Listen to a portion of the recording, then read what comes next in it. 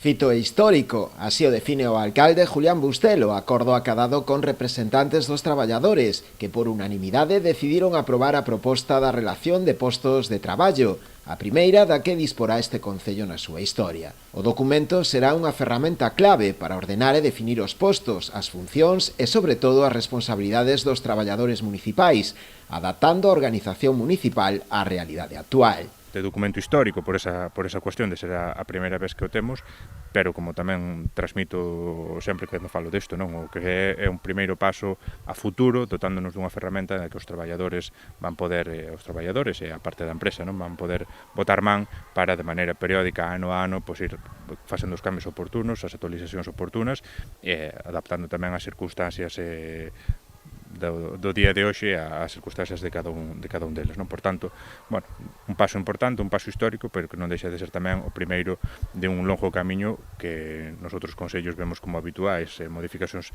periódicas de RPT, non? No noso caso non puido ser así, porque vemos con esta parálisis nese sentido durante moitísimos anos, vai deixar de selo e vamos ter ese importante documento que ademais é un documento vivo e que ano a ano pois, se vai ir actualizando e se vai ir axustando á realidade. A idea que manexa o goberno rianxeiro que a proposta sexa levada xa a pleno este mes de xullo para a súa aprobación inicial.